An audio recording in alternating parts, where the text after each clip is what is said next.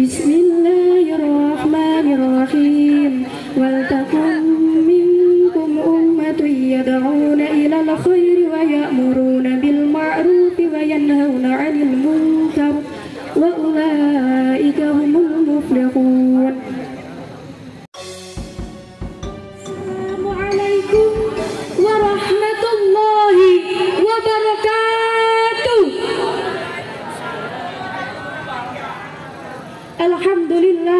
Alhamdulillahilladzi an'ama 'alaina bi ni'matil iman wal islam. Asyhadu an la ilaha illallah wahdahu la syarika lah wa asyhadu anna Muhammadan 'abduhu wa rasuluhu shadiqul amin. Allahumma shalli. Yang saya hormati panitia penyelenggara, yang saya hormati Dewan Juri dan Dewan Hakim yang adil dan bijaksana, dan tak lupa kepada rekan-rekan peserta lomba yang berbahagia. Pertama-tama dan yang paling utama, marilah kita panjatkan puji syukur kita kehadirat Allah yang Maha Ghafur, yang nikmatnya takkan pernah terukur, yang mengizinkan kita berkumpul tanpa ada halangan suatu apapun. Alhamdulillah. Kedua kalinya selawat berbingkai salam marilah kita sanjungkan kepada mahkota alam, pelipur lara dikala duka, pengobat kalbu dikala rindu, penenang hati dikala tersakiti, yakni Habibana wa Nabiyana Muhammad sallallahu alaihi wasallam. Hadirin, berdirinya saya di sini hanya untuk menyampaikan sepatah dua patah kata yang saya beri tema peran pelajar dalam era disrupsi digital. Hadirin, berbicara mengenai pelajar pastilah identik dengan masa muda, masa yang hebat luar biasa, dikarenakan masa mudalah masa yang paling tepat, masa yang paling kuat untuk senantiasa taat kepada Allah sang pemilik nikmat. Pemuda laksana bara api yang berkobar, pemuda juga melambangkan semangat yang tak pernah redup, kekuatan yang tak pernah luntur, bahkan keberanian yang tak pernah hancur.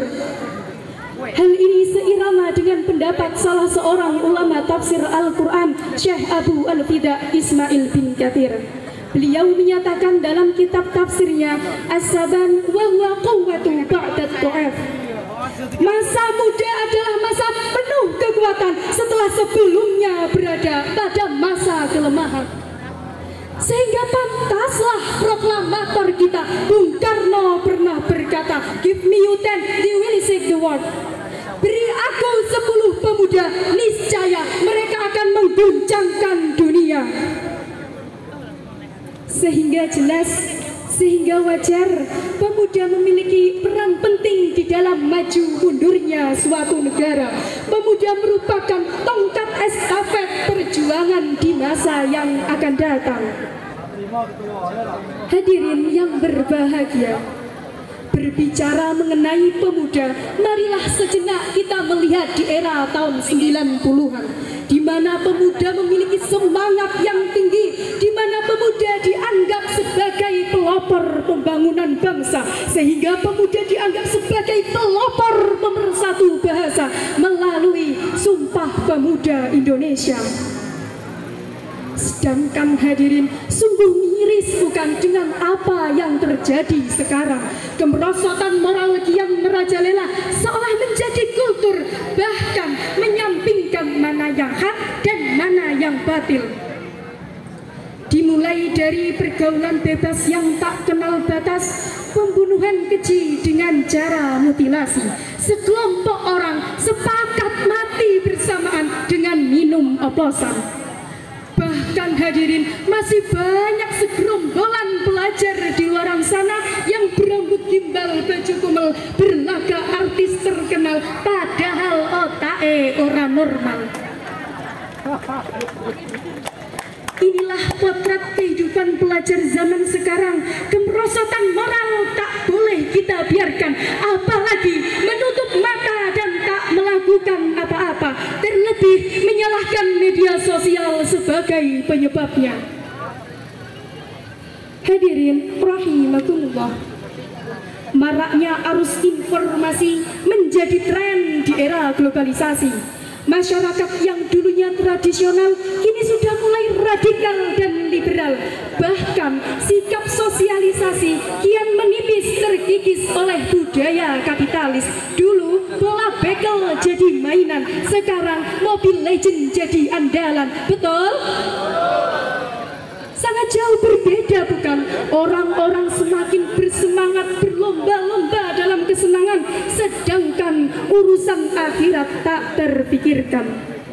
Hal ini telah disinggung oleh Rasulullah SAW dalam kitab Arba'in Nawawi.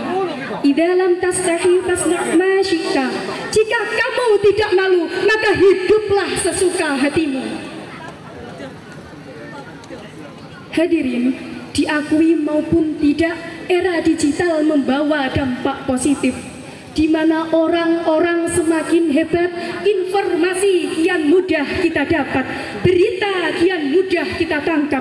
Tapi ingat hadirin, dengan carut-marutnya keadaan, kemerosotan moral kian merajalela, kebaikan kian diabaikan, kemungkaran kian diagungkan. Salah satu penyebabnya ialah wilkif negatif era disrupsi digital. Astaghfirullahaladzim.